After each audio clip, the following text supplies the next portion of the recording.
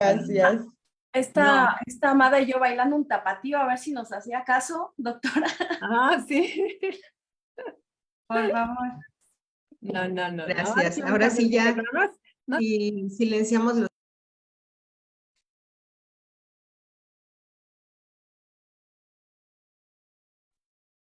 La Facultad de Derecho da la más cordial bienvenida a todas y todos nuestros seguidores a un jueves más de Derecho Civil con el tema Juicio Sucesorio. Les dejo en voz de la maestra Amada Gaitán. Buenas tardes. Bienvenidos a un jueves más de Derecho Civil en esta nuestra 8ª temporada. Pues antes que nada agradecer a una de nuestras grandes maestras de Derecho Sucesorio, maestra de maestras porque es mi maestra, a la doctora Marilena Horta García, el que se haya dado la oportunidad de poder estar con nosotros. Desde luego, agradecemos a nuestro director que nos ha dado la oportunidad ya en 8 temporadas de poder estar con ustedes en estos jueves de Derecho Civil, a nuestro secretario general y desde luego a quien hace posible que podamos estar con ustedes, que es la maestra Lorena Redondo. Muchísimas gracias. Para efecto de poder presentar a nuestra invitada, le voy a dar el uso de la voz a la maestra Yadira Aide Huerta Reyes, secretaria del Colegio de Profesores de Derecho Civil. Muchísimas gracias, maestra, por estar con nosotros jueves a jueves. Bienvenida. Querida amiga, muchísimas gracias. Buenas tardes a todas y a todos. Y por supuesto una disculpa de antemano por el presidente del Colegio de Profesores en Derecho Civil, el maestro Miguel Ángel Beltrán Lara, quien por cuestiones de trabajo no pudo estar con nosotros, pero siempre está escuchando el programa por cualquier duda, comentario, seguramente en cualquier momento se conectará.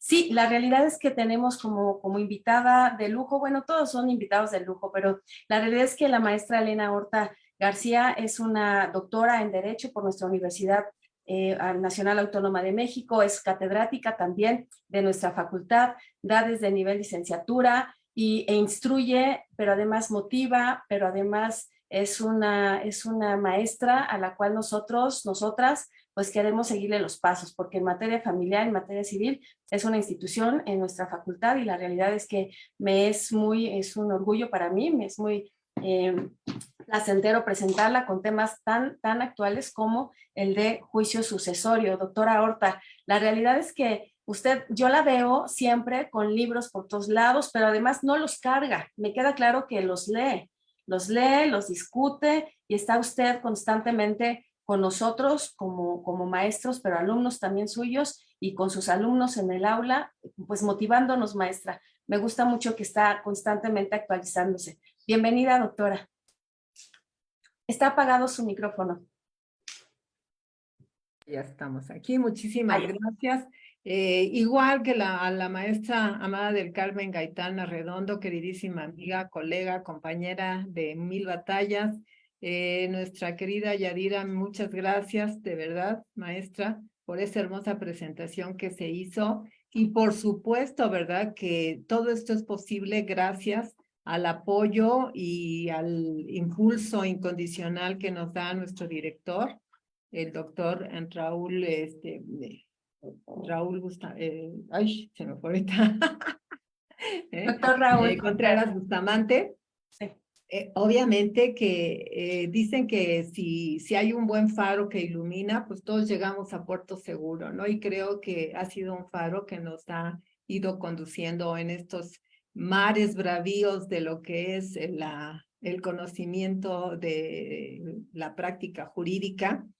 Y efectivamente, maestra Yadira, soy una apasionada de la lectura jurídica, pero además lo que más me gusta es compartirlo con los alumnos en las aulas, porque creo que los abogados no solamente debemos de estar actualizados en materia jurídica, sino además tenemos la obligación de ser personas cultas, de ser personas sensibles a los requerimientos de nuestra sociedad, y por eso es que el día de hoy vamos a analizar esta novedad para nosotros y para muchas personas que ni siquiera saben su existencia, del libro, el Código Nacional de Procedimientos Civiles y Familiares.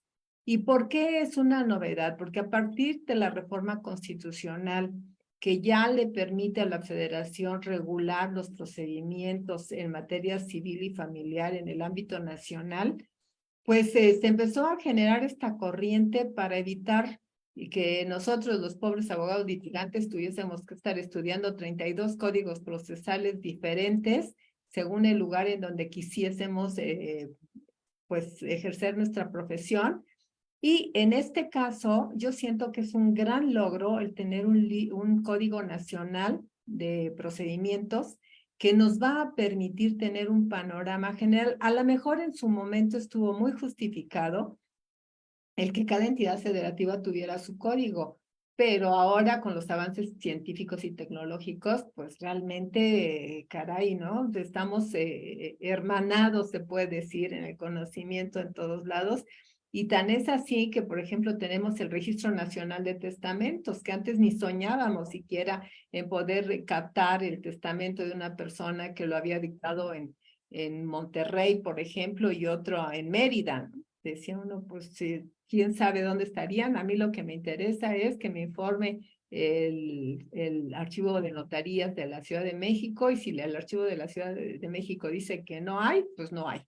Pero ahora ya no es así, ya es diferente, y esto también pues en alguna forma se encuentra vinculado en este Código Nacional de Procedimientos Civiles y Familiares, en particular en su libro quinto, que es el motivo de esta plática. En su libro quinto nos habla de los juicios universales. Y en primer lugar, en su primer título de los juicios universales, nos habla justamente de los juicios sucesorios.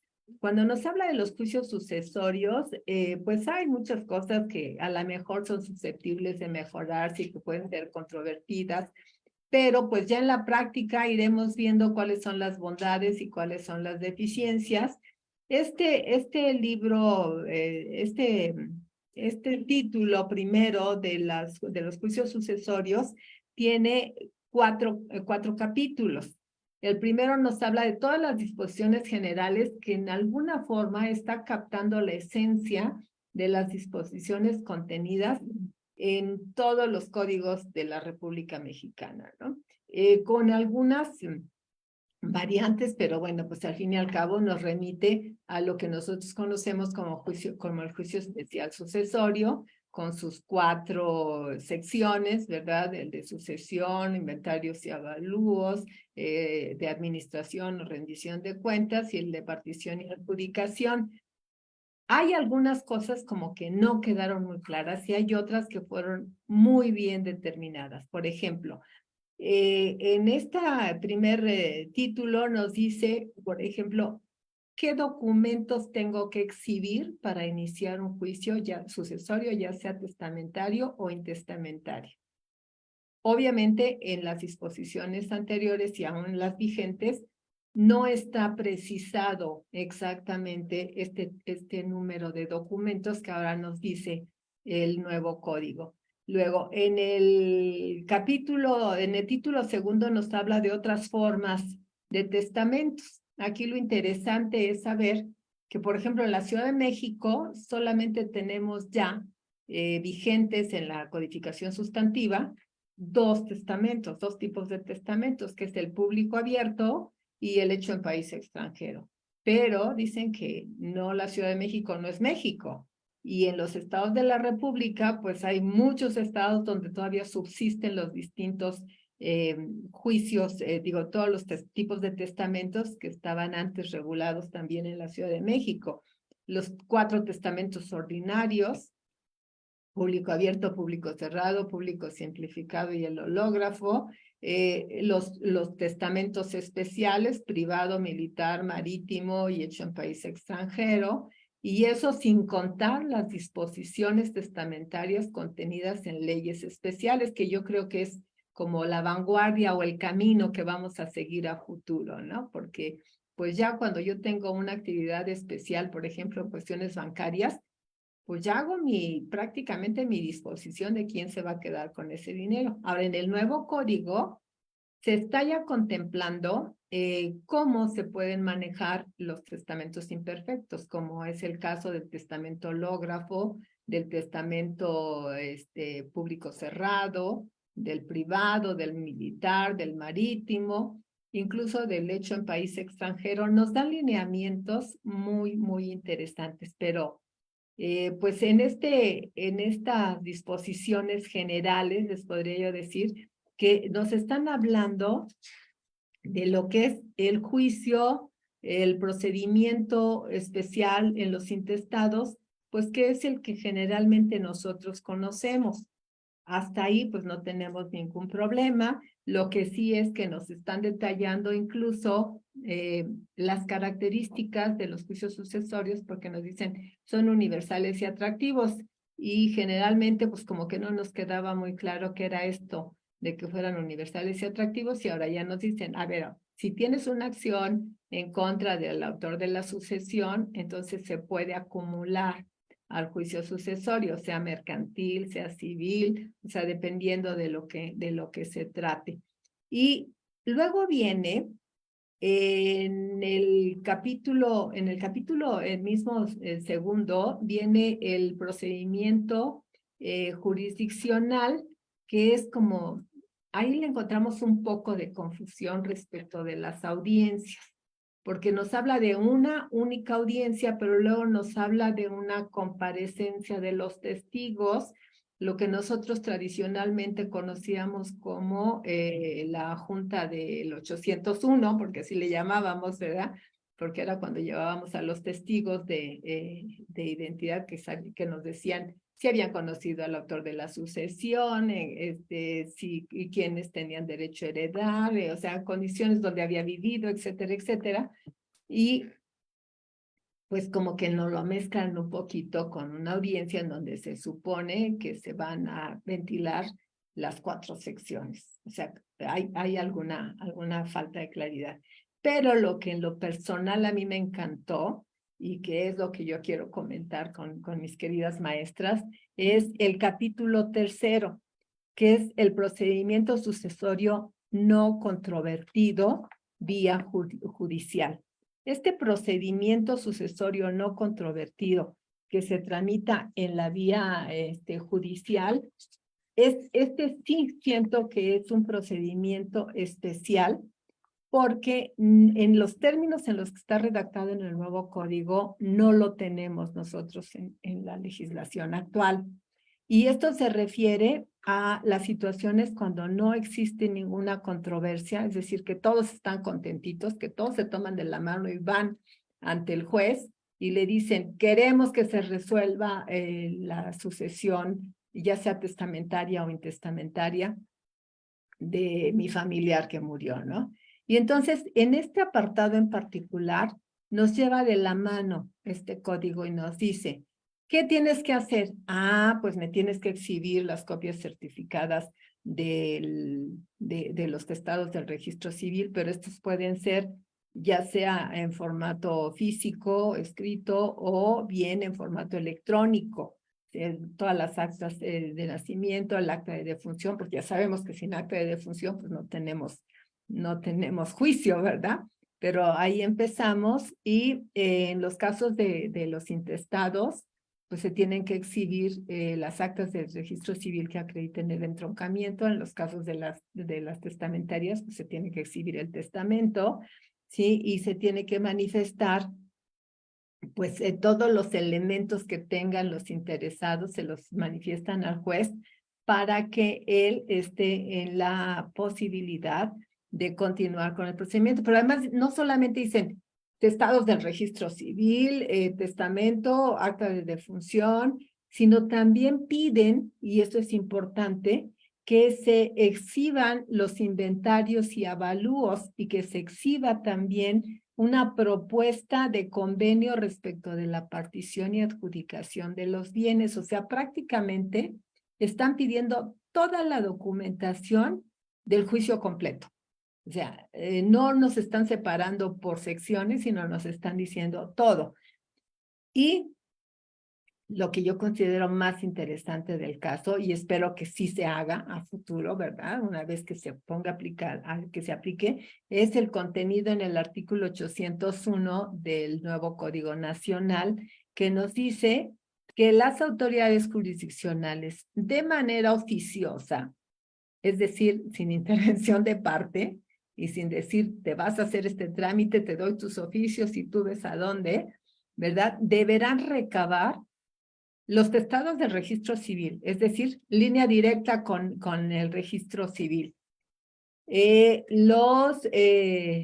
Las constancias de propiedad, o sea, los bienes que sean propiedad del autor de la sucesión, mediante una comunicación directa con el registro público. Esta es otra cuestión. Además, deberán recabar también todos lo relativo a los testamentos, o sea, esos trámites que hacemos nosotros ahora de ir al Archivo General de Notarías y hacer el pago correspondiente y que nos regresen esos documentos y que nos tardamos luego mucho tiempo, pues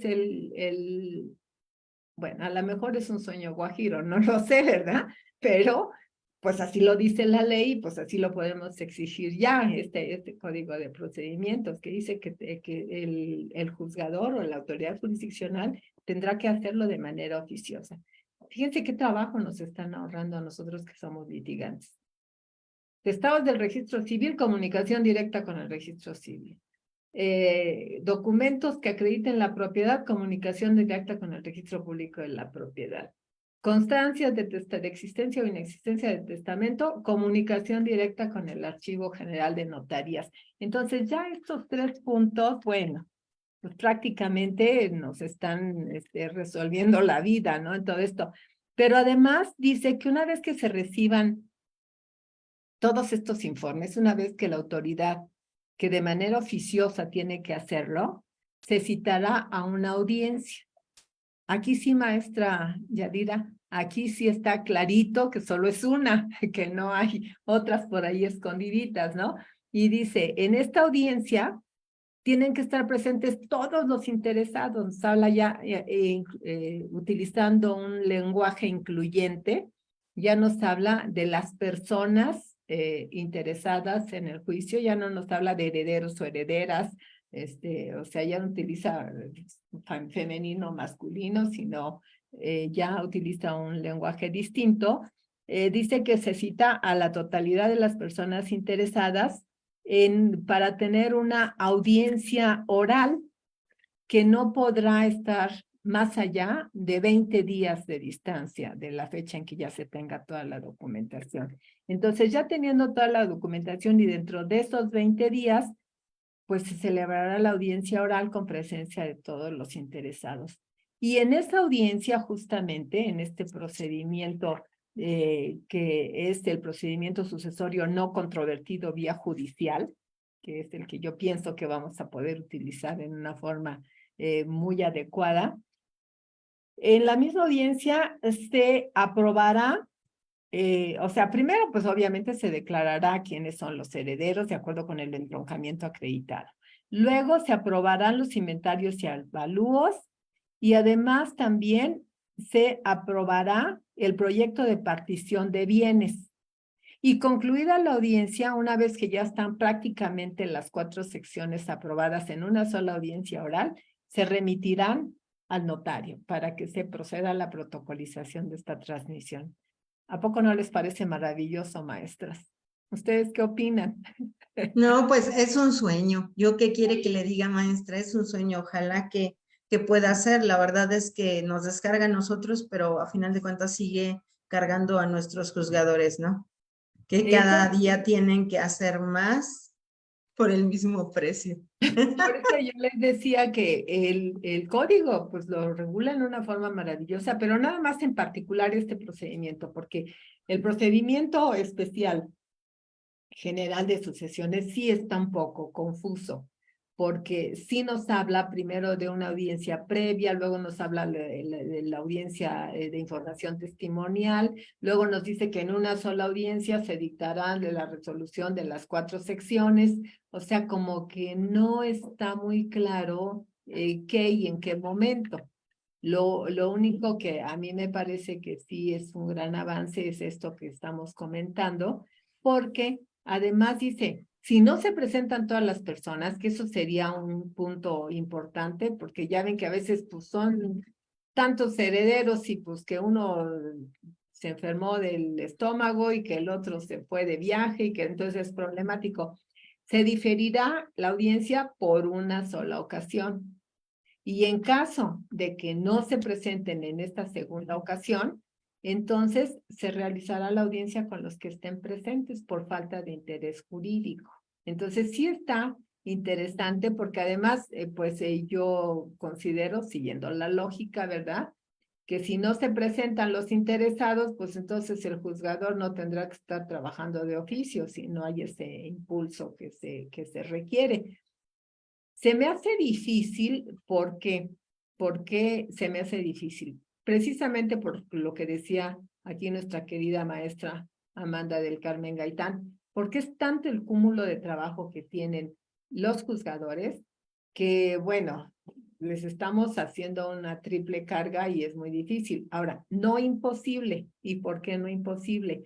Porque con los medios electrónicos con los que ya se manejan actualmente, con todos los avances científicos y tecnológicos, pues, ¿cuándo íbamos a soñar que con apretar una teclita en nuestra máquina íbamos a tener la información directa, ¿no? Por ejemplo, yo recuerdo cuando empecé a litigar que pues teníamos que exhibir nuestra cédula profesional y la teníamos que registrar, y si había alguna duda pues se pedía el informe a la Dirección General de Profesiones, y ahora llega uno con su cédula profesional, la exhibe en el juzgador la ve, la mete a la máquina y de inmediato le aparece la información de si es una cédula auténtica o si hay alguna alteración, todo. Entonces yo creo que en esos mismos términos se puede hacer lo de las actas del registro civil, que ya ven que ahora ya trae su código electrónico, de que ya no necesitan la firma del titular del registro civil. Entonces, pues es maravilloso esto. Entonces yo pienso que a lo mejor si se implementa adecuadamente el sistema, sí se podría. Ahora, a donde lo veo también un poco difícil, salvo la mejor opinión de ustedes, maestra, es en las cuestiones de la titularidad de los bienes, porque la verdad es que el registro público tiene una serie de problemas y de deficiencias en la actualización y en la inscripción de los bienes que pueden generar a lo mejor alguna duda. Hasta que no esté perfectamente automatizado todo el registro público, pues sí lo veo difícil. En el Archivo General de Notarías no lo veo tan difícil porque, pues lo mismo que en el registro civil, se puede hacer esa información inmediata y no esperar semanas o meses a que nos contesten y a que nos digan si hay o no hay, y luego resulta que no, que dicen que no hay y sí hay un testamento. Ya se sanciona a los fedatarios públicos que no rinden el informe para que se inscriba en el Registro Nacional de Testamentos una disposición testamentaria, pero pues ya sabemos también que yo, como cualquier hijo de vecino, no puedo ir y tocar las puertas del Registro Nacional de Testamentos y decirles, oye, dime si mi familiar que se murió dejó un testamento. Ya sabemos que esto solamente se puede hacer a través del notario o a través de la autoridad jurisdiccional, ¿no?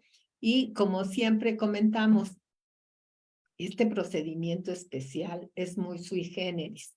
¿Por qué? Porque es el único procedimiento que, sin tener una connotación penal, empieza con una denuncia, ¿verdad?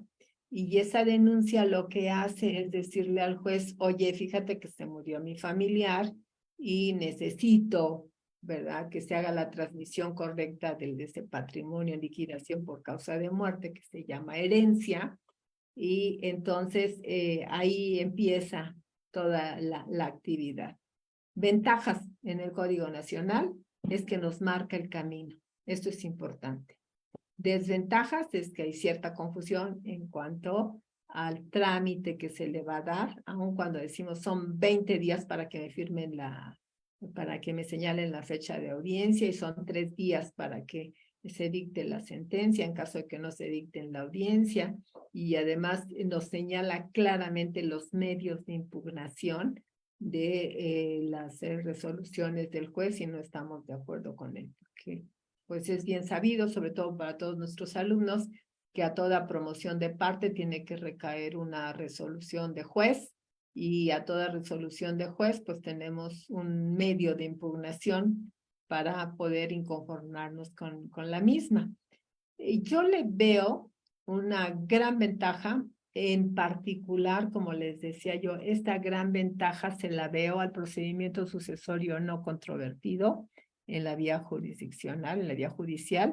Pienso que eso puede ser un gran avance, aun cuando también tenemos dentro de esta cuarta sección el trámite ante notarios, ¿sí? El trámite ante los notarios públicos, que originalmente el trámite ante notario solamente era en la sucesión testamentaria, y siempre y cuando no hubiese menores de edad y obviamente que no hubiese controversia.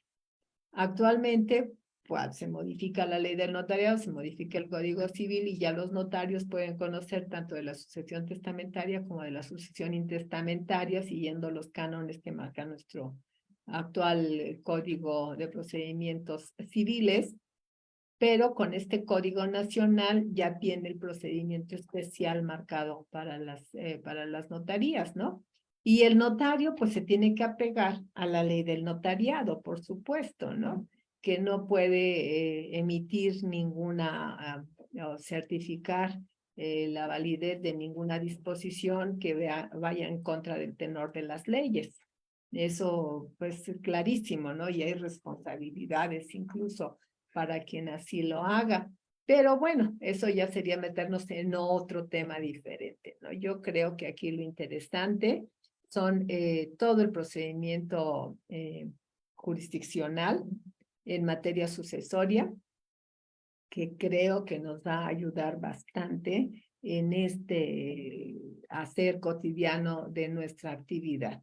Y esto pues lo comento con muchísimo gusto, porque me he encontrado en muchos casos en que cuando algún abogado que nunca se ha dedicado al litigio y que tampoco conoce el procedimiento sucesorio se queda sin trabajo en el área administrativa donde estaba, dice, pues voy a litigar un rato, ¿no? Y entonces se meten a hacer juicios y no tienen la más remota idea de lo que tienen que hacer en los procedimientos. Entonces, ¿cuál es la solución? Pues ponernos a estudiar, no comprometernos a algo que no conocemos. Sobre todo, creo que aquí lo importante es, en los juicios de sucesión intestamentaria, el acreditamiento del entroncamiento. Eso es lo básico.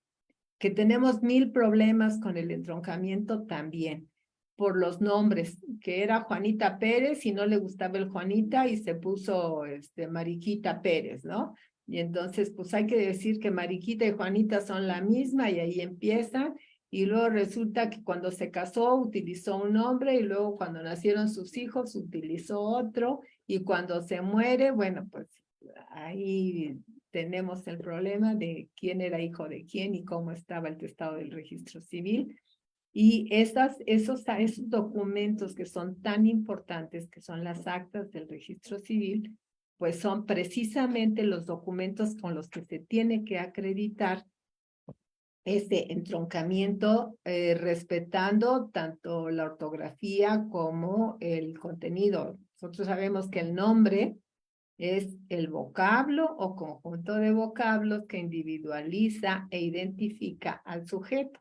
Y si yo utilizo un nombre en mi vida privada y otro nombre en mi vida pública y otro nombre en mi vida profesional, y luego resulta que en mi acta viene un nombre diferente, pues entonces ese es uno de los grandes problemas en las sucesiones intestamentarias, ¿verdad? Porque en los testamentos no tenemos ese problema. En el testamento, mientras que haya una claridad respecto de a quién le quiso dejar el de cuyos sus bienes, pues ahí queda sin ninguna cuestión. Sí, maestra Yadira. Maestra, pues la realidad es que, perdón que le interrumpa, pero estoy viendo los mensajes que nos están mandando. Le mandan muchos saludos la maestra Margarita Gallegos, Christopher Antonio, José Alejandro Torres. Y fíjese, maestra, que nos están preguntando, ¿qué pasa? Entiendo que es en este procedimiento sucesorio no controvertido vía judicial al que se está usted refiriendo. Nos preguntan, ¿qué pasa si no son notificadas las partes para la audiencia? Lo que pasa es que precisamente ese es el compromiso de los solicitantes, porque así se señala. Desde el momento en que se inicia la solicitud, tienen la obligación de ratificar su solicitud y de identificarse plenamente y acreditar su entroncamiento. Entonces, se supone, ¿verdad?, que hay un interés jurídico por parte de las personas que están promoviendo esto para que se le dé continuidad a este procedimiento sucesorio no controvertido. Creo que esa es la mínima parte que le queda, porque nunca nos habla este procedimiento de notificar a las partes, ¿eh? Simplemente dice, se señala la fecha de la audiencia y deben de comparecer, pero esta sí, al menos como yo lo veo, es una responsabilidad por parte de los promoventes, o sea, de las personas interesadas en recibir esa masa hereditaria, que pues con este procedimiento yo veo que hay una gran apertura para que no estemos encasillados en lo tradicional de las 4 secciones, porque incluso actualmente, y mi querida maestra, doña Margarita Gallegos, no me va a dejar mentir, hay muchos jueces que dicen, no, mientras que no agotes tu primer sección, no hay segunda, y mientras que no agotes tu segunda sección, no hay tercera tampoco. Y si en la rendición de cuentas no tienes una sentencia, no puedes pasar a la partición y adjudicación.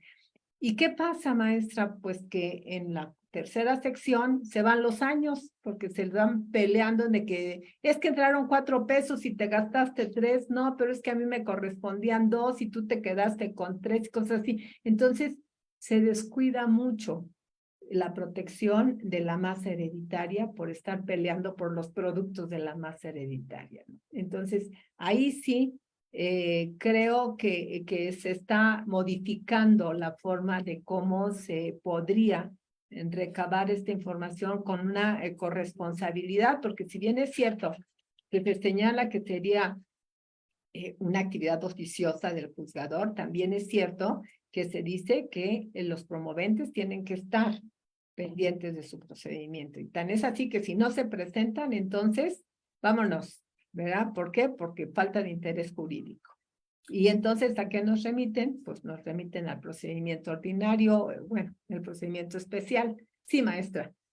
Sí, porque además algo que estaba usted comentando, doctora, es precisamente esta inclusión, ¿no?, que trae este nuevo Código Nacional de Procedimientos Civiles, y me refiero particularmente al artículo 800, precisamente de este procedimiento que usted está refiriendo, en donde hace mención a las personas interesadas, que pueden ser niñas, niños o adolescentes, que eso no lo habíamos leído en el procedimiento anterior, bueno, el que todavía rige, ¿no? No están contemplados los niños, niñas y adolescentes como si está contemplado así aquí, es decir, sí pueden ser herederos legatarios, pero no con ese nombre y apellido que este código ya les está dando, y que me llama mucho la atención, doctora, porque además dice que cuenten con una defensa técnica y especializada durante el trámite del procedimiento. Esta defensa técnica y especializada, ¿a qué se estará refiriendo el código, doctora? Bueno, yo creo, maestra, y esto es analizando la situación que prevalece actualmente, que cuando hay en un juicio sucesorio herederos de los hijos, en el caso concreto, niños, niñas y adolescentes, y cónyuge supérsite, entonces hay conflicto de intereses. Y es el único caso en donde están conviviendo lo que es la patria potestad y la tutela, porque, bueno, pues todos sabemos que si hay patria potestad no hay tutela, ¿verdad? Pero en este caso especial, por este conflicto de intereses, sí tiene que haber un tutor. En la debida representación es que ya hay un representante de menor designado que será el que represente a los menores, o bien un tutor que sea el que defienda los intereses de niños, niñas y adolescentes, pero solamente en el caso de que haya conflicto de intereses, ¿no? Porque de otra manera, pues no tendría problema. Digamos, en una sucesión testamentaria, por ejemplo, en donde hay niños, niñas y adolescentes, pero la cónyuge o el cónyuge supérsite no tiene en parte, pues entonces no hay conflicto y perfectamente puede ejercer una debida representación en el ejercicio de la patria potestad que detenta, que este es otro tema que en algún momento, mi querida maestra amada, vamos a tratar, porque yo creo que hay conceptos dentro del derecho familiar que tienen que renovarse ya. Hablar de patria potestad, yo creo que ya estamos teniendo un lenguaje anacrónico, porque ya no hay un poder del padre sobre los hijos, sino ahora hay derechos de los hijos y deberes de crianza de los padres, que es completamente distinto a lo que conocemos, pero vamos a quedarnos con la patria potestad porque así lo dice nuestro código, pero sí es otro tema que tendríamos que tratar. Y esto se los digo porque, pues, en la práctica profesional me he encontrado varias veces con esa representación de los menores de edad, niños, niñas y adolescentes, cuando el cónyuge, siempre digo la cónyuge, Dios, yo no sé por qué, cuando el cónyuge supérstite, ¿verdad?, tiene interés dentro de la sucesión. Bueno, ya sé por qué siempre digo la cónyuge, porque generalmente las mujeres que somos el sexo débil, somos más longevas que los varones, ¿eh? Eso sí se los digo. Yo no sé por qué, pero pues ahí estamos siempre echándole ganitas. Y el comentario que a lo mejor resulta jocoso, pero que es real, es que cuando fallece el señor, la cónyuge supérstite, ¿saben qué? Así florece nuevamente. Está, pero pendiente de todo lo que hay que hacer. Y cuando fallece la señora, uy, el pobre cónyuge supérstite se marchita completamente. No, pues ya no tengo con quién pelear, ya no tengo que echarle la culpa, pues ya no hay razón. No, no es cierto, eso es broma, ¿verdad? Pero sí es importante esto de la debida representación de niños, niñas y adolescentes. Antes no teníamos representante de menor, ¿verdad? Que ahora sí ya lo tiene, o en su caso el Ministerio Público como representante de la sociedad que puede representar también a los niños, niñas y adolescentes, pues también puede estar presente, pero tiene usted toda la razón, maestra. En este caso del artículo 800, antes no se hablaba de niños, niñas y adolescentes, para nada. Se hablaba de menores.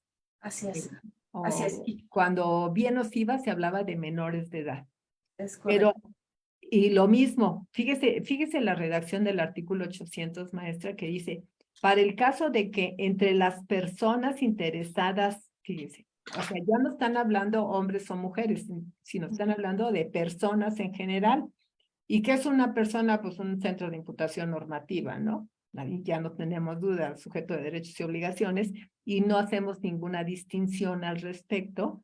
Existan niños, niñas o adolescentes conjuntamente a su comparecencia mediante sus legítimos representantes. Deberá verificarse por la autoridad jurisdiccional que se cuente con una defensa técnica y especializada durante el trámite del procedimiento. Es decir, estamos aplicando precisamente la Convención Internacional sobre los Derechos del Niño, que nos dice que el niño, o sea, en este caso el menor de edad, niños, niñas y adolescentes, tiene que tener una debida representación y una debida defensa en todos los procedimientos jurisdiccionales. Entonces, pues realmente lo que estamos haciendo es aplicándolo al caso concreto. Así es. Sí, maestra. Doctora, pero que además, y abonando un poquito más, estoy totalmente de acuerdo con usted. Me parece por ahí la doctora la doctora Elba Leonor Cárdenas Miranda, que también es defensora de erradicar este tipo de denominaciones. Quitamos patria potestad y quizá podríamos hablar de responsabilidad parental, ¿no? Como se hace en Argentina, como se hace en otros países, en donde pues, ya tendríamos que ir oscilando a este cambio de ideas que nos han hecho sentirnos dueños, será la palabra, doctora, dueños de los niños, niñas y adolescentes, y decimos, pues son nuestros hijos, hacemos lo que queremos con ellos. Y no es así, ha sido usted muy puntual en esta digamos, verlos como lo que son, personas con derechos y que pueden ser exigibles y exigidos, ¿no? Por parte de ellos. Y fíjese, doctora, que hablando de la representación, me hace usted recordar la Ley General de los Derechos de las Niñas, Niños y Adolescentes, en donde tenemos 3 tipos de representaciones, ¿no? Que además de saber cómo lo llevamos a cabo a la práctica, porque la ley, la realidad me parece extraordinaria cuando habla de la representación coadyuvante, cuando habla de la representación originaria o de la representación en suplencia. A ver si efectivamente nos pueden echar la mano, ¿verdad, Cipina? Para que también estos menores de edad, niños, niñas y adolescentes puedan venir debidamente representados a este tipo de juicios. Claro, claro que sí, maestra. Bueno, pues mis saludos a mi querida doctora Elba Leonor Cárdenas, por supuesto. Ella de toda la vida ha estado defendiendo a los menores de edad, tiene obras extraordinarias de análisis a todos los tratados internacionales en materia de protección de niños, niñas y adolescentes. Y sí, hemos ya hablado bastante en cuanto a la erradicación del concepto de patria potestad y hablar a lo mejor de autoridad parental o de relación parental, que sería como más acorde a la dinámica social actual, porque siempre nos preguntamos eso, ¿no? O sea, ¿la ley va por adelante del desarrollo social o el desarrollo social va por encima de la ley? Y yo creo que no, yo creo que tienen que caminar parejas, porque al fin y al cabo, pues la ley le da una respuesta al desarrollo de la sociedad en general, pero también va siendo impulsada por la misma. Entonces ahí tendríamos que estar caminando, no solamente en esto, sino en varios temas más. Pero les decía yo, este procedimiento sucesorio no controvertido vía judicial, a mí me parece muy interesante porque como su nombre lo señala, es no controvertido, es decir, no hay conflicto entre los herederos y legatarios, o sea, entre las personas que van a recibir ese beneficio por causa de la benevolencia de la persona que falleció, o sea, del de cuyos. Entonces, si no hay problema, lo que tiene que hacerse es, pues, de inmediato hacer el trámite y así cada quien tiene lo suyo y se evitan problemas, ¿no? Que dejan pasar años y años y años, o a veces también, pues, debo reconocer la responsabilidad que tenemos nosotros como abogados litigantes, que se nos pasan los tiempos y pasa un año, pasan 2 años, pasan 3 años y luego resulta que tiene 30 años el juicio sucesorio, no inventen, o sea, no puede ser, ¿no? Ya se muere una generación, viene la otra generación, viene la otra generación. Ahorita justamente estoy viendo un asunto en Cuernavaca, en donde ya es la tercera generación, ya digamos, los abuelos, pues ya se murieron, todos los hijos ya se murieron todos, están ahorita ya realmente no los nietos, sino los hijos de los nietos son los que están ya peleando. Digo, ¿qué necesidad hay de esto? Por eso, qué bueno que nos dicen en 20 días. No creo que sea así como que tan tajante, ¿verdad? Porque por ahí anda circulando una jurisprudencia que todo el mundo invoca, que dice que por el cúmulo de trabajo, no se pueden cumplir los términos. Pero pues yo espero que sí se pueda al menos implementar, porque además hay algunos otros mecanismos que está implementando el código que, bueno, no los vamos a manejar ahorita, no es motivo de esta plática. Esta plática sí se remite nada más a lo que es la materia sucesoria y sobre todo que ya no hay una separación total entre lo que es el procedimiento de sucesión testamentaria y el procedimiento de sucesión intestamentaria, sino en todos los dispositivos señalan que si se empieza, como hasta ahora, con un procedimiento de sucesión intestamentaria y aparece el testamento, pues se sobresee y se continúa con ese procedimiento, o bien se maneja indistintamente, que ya sea que se inicie un procedimiento de sucesión testamentaria o intestamentaria, se siguen estos pasos, y así lo señala. Y otra gran ventaja que yo le veo, maestras, a estas disposiciones, es que todos sabemos que en México no hay herencias vacantes, porque siempre hay un último heredero en sucesión intestamentaria, pero el último heredero, según la legislación sustantiva de cada entidad, es diferente. Entonces, y lo mismo que el lugar en donde se recaban los informes en cada entidad federativa son diferentes. Y en este código ya nos están señalando que el último heredero, sea beneficencia pública, sea universidad del Estado, sea fisco del Estado, sea DIF, quien sea, debe de realizar estas conductas. O sea, ya los están complementando, se puede decir, o sea, conjuntando en un solo dispositivo. Lo mismo cuando se habla de girar los oficios. Dice, los oficios para investigar si hay o no testamento, la existencia o no del testamento, ya no nada más se circunscribe al Archivo General de Notarías, al registro público. Entonces dicen a tal registro, a tal registro, a tal registro, o al registro que es la legislación sustantiva tenga contemplado en cada entidad federativa. O sea, ya está contemplando, digamos, un panorama general o global, que yo creo que eso es lo que tendría que prevalecer en un momento determinado dentro de nuestro ámbito jurisdiccional. O sea, no complicarnos tanto la vida por esto, ¿sí? Sí, maestra Yadira, diga. Doctora, bueno, ya estamos casi en recta final, nos faltan 9 minutitos, pero y se va como agua el tiempo. La maestra Araceli Miramón le manda sus saludos y hay una pregunta, dice, ¿qué sucede cuando parte de los herederos viven en el extranjero y no pueden asistir a las audiencias? Bueno, ellos pueden ser representados mediante un poder notarial, también lo contempla el código, ¿no? Que ya sea por sí o por una representación legítima.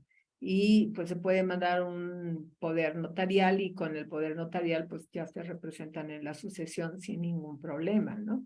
Salvo casos muy especiales, por ejemplo, cuando hablamos del repudio, que es un acto personalísimo, pues ahí también tendría que ser ante un fedatario público del extranjero, porque luego eso sucede mucho en las sucesiones, que cuando los herederos no están en el lugar en donde están los bienes, pues tampoco les interesa, ¿no? Dicen, te dejamos un rancho ¿qué será? Un rancho ganadero en Tlaxcala.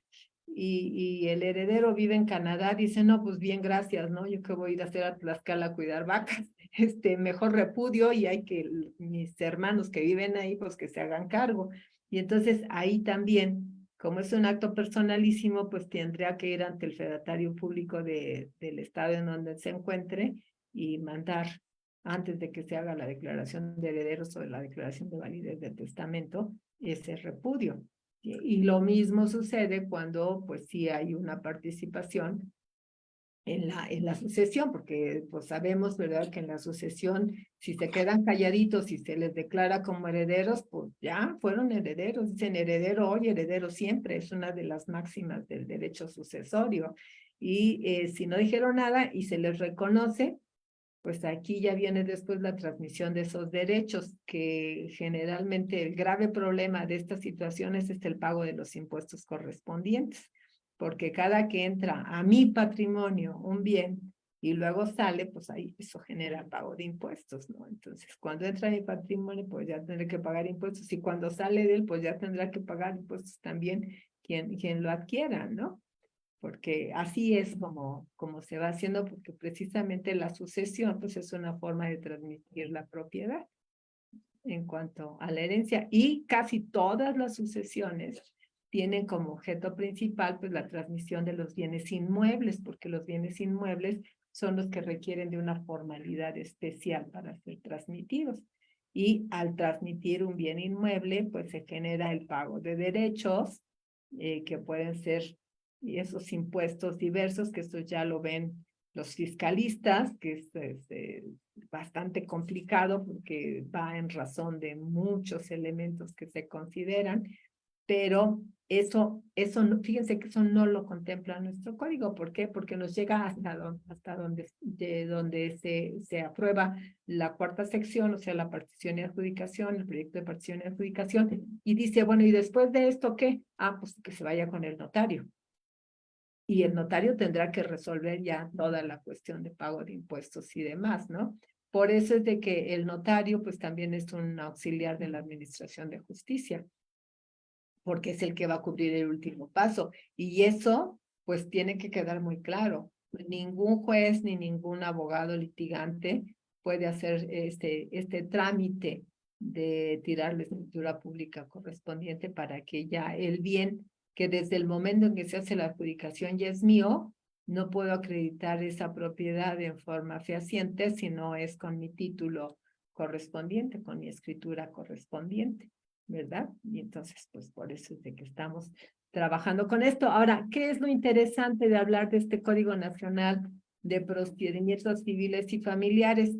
Que si bien es cierto que en sus transitorios dice que tiene 4 años para entrar en vigencia, también es cierto que nos dice que está sujeto a la aprobación de la legislatura local. Entonces, como puede estar aprobado el día de hoy o el día de mañana en cualquier entidad, pues pueden esperarse hasta que pasen los 4 años. Y también se contempla dentro de los transitorios que si no se pronuncian al respecto las entidades federativas con las facultades que les concede la Constitución al Congreso de la Unión, entonces pues ya en forma automática lo declara aplicable o vigente en toda la República. Entonces, aquí podríamos esperar todavía un poco, pero pues ya, por ejemplo, nuestros alumnos ya tienen que conocerlo, porque yo les puedo enseñar el procedimiento, o sea, irles explicando el procedimiento actual dentro del código local, pero ellos a futuro lo que van a hacer es aplicar este código nacional, no hay otra. Qué importante lo que está diciendo en este momento, doctora, porque en realidad les digo yo a los alumnos en clase que tienen un reto superior al que han tenido nuestros anteriores alumnos y obviamente nosotros como académicos lo mismo, porque tenemos que ver Código Civil, Código de Procedimientos Civiles y Código Nacional de Procedimientos Civiles y Familiares. Entonces, qué importantes son estos jueves de Derecho Civil que nos están hablando de Código Nacional de Procedimientos Civiles y Familiares para que nuestros alumnos y nuestros abogados y el público en general se vayan instruyendo un poquito en este nuevo procedimiento que a la larga vamos a tener, ¿no? Entonces, muchísimas gracias de verdad porque es un trabajo maratónico el que está usted en este momento desempeñando. Y déjenme decirles a todo nuestro auditorio que la doctora María Elena Horta García es una de las grandes especialistas que nosotros tenemos en materia sucesoria dentro de la Facultad de Derecho y dentro del área de posgrado. Así es que muchísimas gracias, doctora, por estar con nosotros, maestra Yadira. Así es, muchísimas gracias, doctora. Yo nada más, fíjese que hay muchísimas preguntas, felicitaciones, saludos para usted, doctora. Y me quedaría nada más con una última, aprovechándola. Le pregunta a Reyes Rosario, ¿hay caducidad para el repudio? No, no hay caducidad. El repudio se tiene que hacer antes de que se haga la declaración de validez del testamento o la declaración de herederos. Porque una vez hecho, ya no hay repudio. Puede haber cesión de derechos, puede haber donación, puede ser transmisión del tipo que quieran, pero ya no hay repudio. Y qué bueno que preguntan esto porque hay abogados, y me ha tocado vivirlo en la vida diaria, que se presentan después de la declaración de herederos y dicen, vengo a repudiar o vengo a repudiar a favor de mi mamá. El repudio es un acto liso y llano, no es a favor de nadie. Pero si ya los declararon herederos, ya no hay repudio. Y luego se van a la apelación y se van al amparo y se van a la revisión y pasa no sé qué tanto tiempo, por favor. O sea, hay que ser alumnos de la Facultad de Derecho. No es cierto, para que sepan todo esto. Maestras, pues mi querida Amada y mi querida Yadira, realmente es una oportunidad maravillosa el poder compartir estos espacios con ustedes y pues siempre tener presente que la Universidad Nacional Autónoma de México pues es el parteaguas, es la punta de lanza en todo el avance técnico, científico, social, en todos los ámbitos del conocimiento humano. Entonces nosotros tenemos la obligación pues, de continuar con esa mística que nos han inculcado desde que éramos estudiantes y yo espero que esta semillita siga sembrada en todos los que actualmente están cursando sus estudios en la UNAM y que pues tomen conciencia que la UNAM no solamente es la adquisición de todos los conocimientos, sino también es el rector del desarrollo de la sociedad. Y en particular los abogados con mayor razón, porque los abogados somos los depositarios de un poder que nunca nos van a poder quitar por disposición constitucional. Y eso se los dejo de tarea, por supuesto que así será. Así es. Muchísimas gracias, doctora María Elena Horta García. En nombre del presidente del Colegio de Profesores de Derecho Civil, el maestro Miguel Ángel Beltrán Lara, le damos de verdad las gracias por esta inversión de tiempo, porque además Sabemos que es usted, igual que nuestra amiga Amada, apasionada de las clases y vemos que además lo hace con mucho gusto. Realmente agradecemos que estén en estos jueves de Derecho Civil compartiendo todos sus conocimientos, pero también instruyéndonos, porque día a día aprendemos cada vez más. Gracias, doctora Horta. Maestra Amada. Gracias a todos. Muchísimas gracias por estar con nosotros y nos vemos en la noche en Radio Yus en Contrafirma. Así será, así será. Muchas gracias, maestro.